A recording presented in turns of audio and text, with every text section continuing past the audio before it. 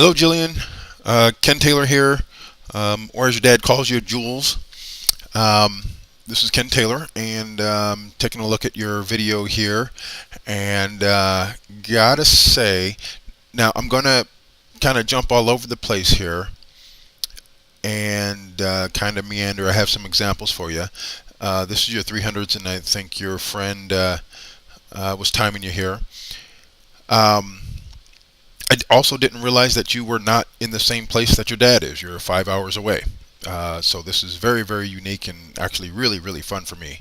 It's a good challenge. The good news is you've got some real good qualities as we talked about before in your previous videos. But the conditioning drills, well, they don't feel good.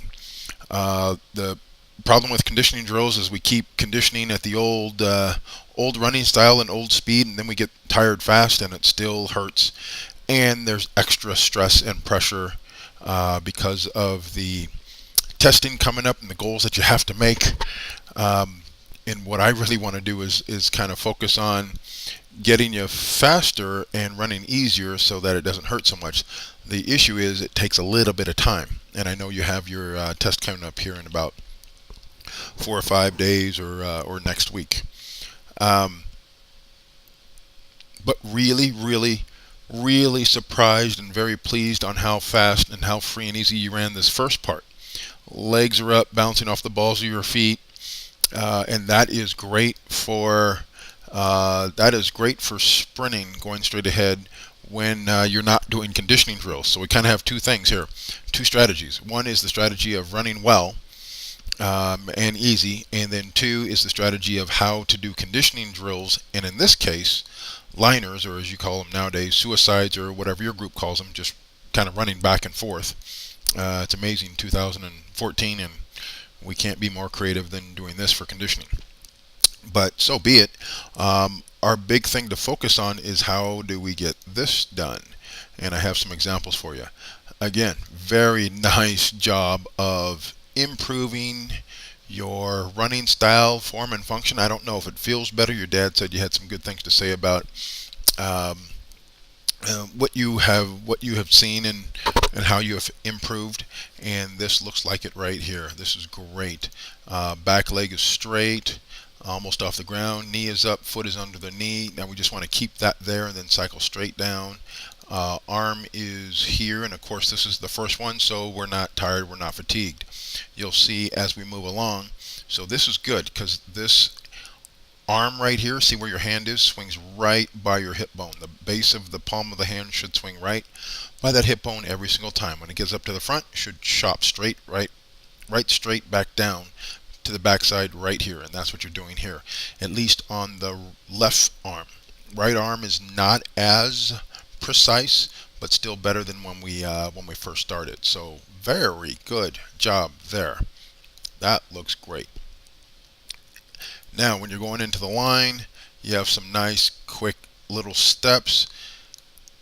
Now here's a concept for you that's pretty interesting. Look at you off the ground there. That's pretty cool. So here's a concept. So as you're going to change directions, when you want to change directions, of course, the body must slow down and then regenerate speed going in the opposite direction, 180 degrees. Well, what most people do is, especially when they start getting tired, their body slows as they approach the change of direction spot, the line or the cones, makes sense, but their feet also slow down. What we want to do is we want to keep the potential energy high so that we can keep the wheels turning, keep the feet going as we're changing directions.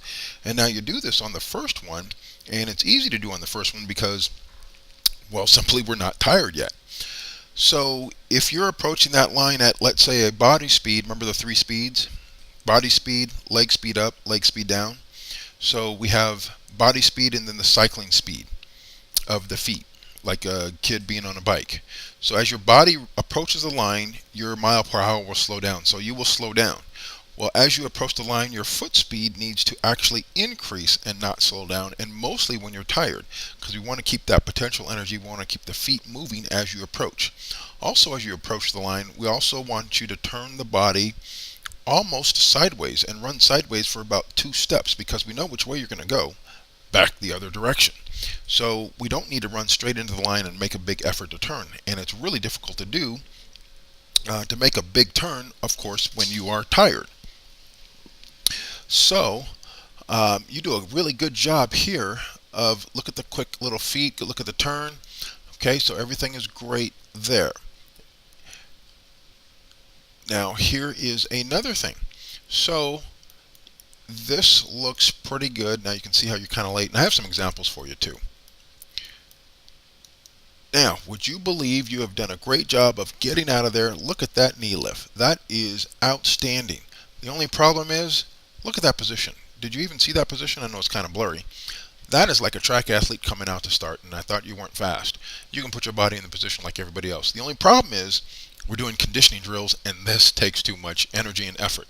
So we don't want the knee to actually be that high. We want it to be low to the ground, and that way you don't use a lot of effort to lift your knee up or your thigh, and your foot is close to the ground, and you can just accelerate your foot to the ground from a foot and a half high versus 3 feet high, if that makes sense to you. Okay, and then your arm swing is greatly exaggerated here, so that takes a lot of effort as well. Look at that knee height, really good. The arm is out of sync, it's out of position, but the point here is that it's moving too much and using too much energy. Okay, look at that position of the back arm. Look at the knee lift. You have done a great job of improving yourself. Well done.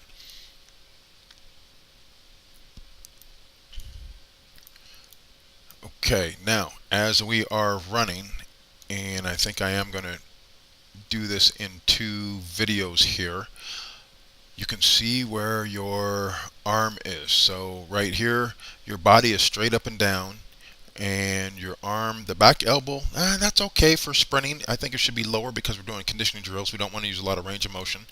And then your hand is here. That hand should be back here and low because it's going to swing right by the hips, like the knee lift, like the foot under the knee. Okay, and there you are off the ground. Now I think your foot comes out too much in front of the knee here. Okay, but certainly better than the first time I saw you run. Okay.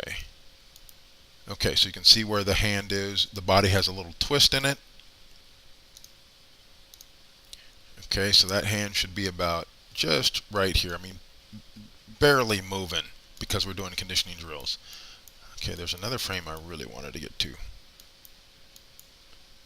Okay, so on this one. Okay, so this is huge here. We want to, your elbow is back here. I think it should be a little bit lower, and then your hand is here, and that hand should be way down here. Okay, and you're also kind of straight up and down. Okay, what we'd like to see is we'd like the body to be tipped forward in this fashion so that you're using gravity to help you run. Somewhere around in here. If you tip too far forward, that won't feel good.